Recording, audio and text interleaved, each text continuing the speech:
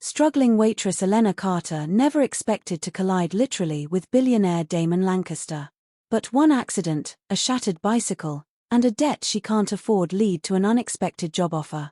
Working as his assistant, she's thrust into a world of power, luxury, and undeniable attraction. Just as she starts to believe their connection might be real, Damien's father announces his engagement to another woman. Was she just a pawn in a game of wealth and influence? How will Damien defy his will to fight for the one thing money can't buy, love? Before we get into the story, comment below where in the world you are watching from today. Elena Carter wiped the sweat from her forehead with the back of her hand and glanced at the clock on the diner wall. It was already 3:45 p.m. and her shift was supposed to end 15 minutes ago. She still had to pick up her younger sister MIA from after-school care by 4:30 or they'd charge her extra money she definitely didn't have. Order up for table 7. Hank the cook called out, sliding 2 plates of burgers and fries onto the counter. Coming. Elena grabbed the plates and hurried to deliver them to an impatient couple in the corner booth. She forced a smile. Enjoy your meal. The woman barely looked up from her phone, but the man nodded in acknowledgement. Elena returned to the counter where Doris, the manager, was tallying receipts. Doris, I really need to clock out. Mia's waiting and I'm already late, Elena said, untying her apron. Doris frowned, her reading glasses perched on the tip of her nose. Linda called in sick again. We're short-staffed as it is. Please, Elena pleaded. I promised I'd be there on time today, Doris sighed. Fine, but I need you here early tomorrow, 6 a.m. sharp. Thank you. I'll be here. I promise. Elena quickly hung up her apron, grabbed her worn backpack from the small locker room, and rushed out the back door. Outside, the late September air felt cool against her skin. Her old blue bicycle leaned against the brick wall where she'd left it. That morning, Elena checked her watch again. 3:52 p.m. If she pedaled fast, she might just make it. She jumped on the bike and sped out of the alley onto Main Street, weaving through afternoon traffic.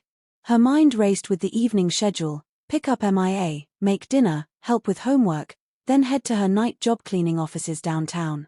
She'd be lucky to get 5 hours of sleep before starting it all again tomorrow. Elena turned the corner sharply, her eyes fixed on the traffic light ahead that was about to change. That's when it happened. A sleek black car pulled out of a parking space directly in her path. Elena swerved, brakes screeching, but it was too late. Her front wheel collided with the car's rear bumper with a sickening crunch of metal and plastic. The impact sent her flying over the handlebars, landing hard on the pavement. For a moment, everything went silent. Then the pain hit. A sharp sting in her palms and knees where they had scraped the asphalt. What the hell? A deep angry voice cut through her daze. Elena looked up to see a tall man in a perfectly tailored charcoal suit standing over her. His dark hair was neatly styled, and his face, which might have been handsome, if not contorted with anger, was now flushed with rage. Do you have any idea what you just did? He demanded, gesturing to the rear of his car, where a noticeable dent marred the otherwise flawless surface. Elena struggled to her feet, wincing at the pain in her knee. I'm sorry. I didn't see you pulling out. Obviously, he snapped, pulling out his phone. That's a custom Bentley Continental GT. Do you have any idea how much that bumper costs to replace? Elena's stomach dropped as she took in the luxury car. A Bentley. She'd probably make more money winning the lottery than affording to fix this man's car. I don't, she admitted, feeling her face grow hot with embarrassment and frustration. But I'll pay for it, the man scoffed. With what? That apron in your bag tells me you're a waitress. This repair will cost more than you make in months. His words stung, but Elena straightened her back and met his gaze directly. I said, I'll pay for it. I'll figure something out.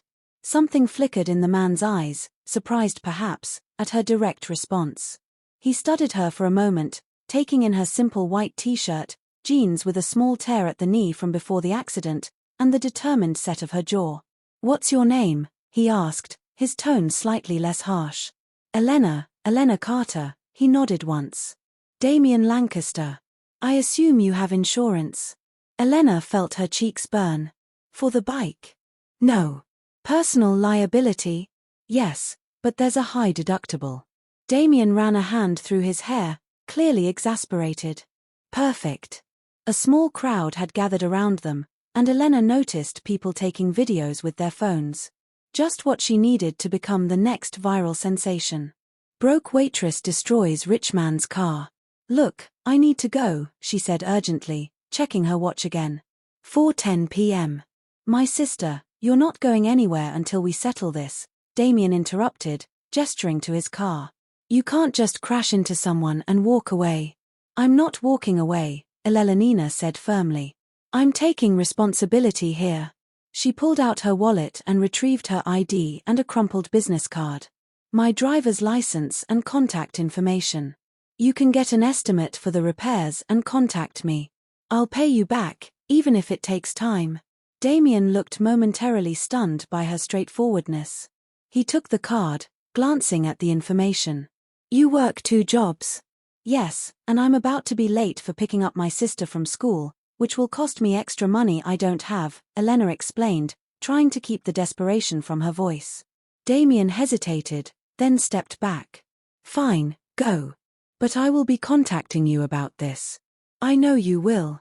Elena quickly gathered her damaged bicycle. The front wheel was bent beyond repair. Great. Another expense she couldn't afford. As she began to walk away, pushing her broken bike, Damien called after her. How will you get to your sister without your bike? Elena didn't turn around. I'll run. And she did, leaving her mangled bicycle propped against a nearby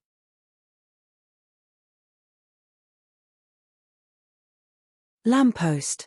She had no time to worry about it now. MIA came first. Damien Lancaster watched the young woman jog away, her ponytail swinging with each step.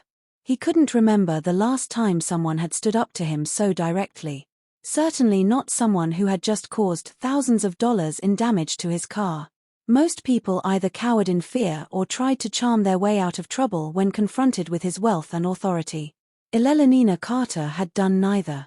She looked him straight in the eye, acknowledged her mistake, and promised to make it right, knowing full well it would be nearly impossible for her to do so. Sir, do you want to file a police report? Asked the valet from the restaurant Damon had just left hovering nearby. No, Damien replied, surprising himself. That won't be necessary. He slipped Elena's information into his pocket and got back into his car. The dent was noticeable, but hardly affected the vehicle's performance. He could have it fixed tomorrow. As he drove toward his penthouse apartment in the wealthier part of town, he found himself thinking about the waitress. There had been something in her eyes, a mixture of pride and determination that was uncommon in his world of yes-men and social climbers. By the time he pulled into his private parking garage, Damien had made a decision. He picked up his phone and called his assistant. James, I need you to look into someone for me. Elena Carter. Elena arrived at Oakwood Elementary School at 4:35 p.m. out of breath and with blood still seeping from the scrapes on her knees. You're late again, Miss Carter, said Mrs. Peterson, the after-school program coordinator, her lips pressed into a thin line of disapproval. That's an additional $20 for the extended care fee. I know, I'm sorry, Elena panted, reaching for her wallet. $20 meant they'd be eating ramen noodles for the next few days. She handed over the cash, trying not to think about her dwindling bank account. MIA was sitting alone at a table, drawing in her notebook. At 10 years old, she was already showing artistic talent that Elena encouraged whenever possible. Spotting her sister, Mia's face lit up, then quickly turned to concern. What happened to your knees? She asked, gathering her things. Just a little accident on my bike. Nothing serious, Elena assured her with a smile. How was school today? Good. I got an A on my science project. Mrs. Winters said my solar system model was the best in class.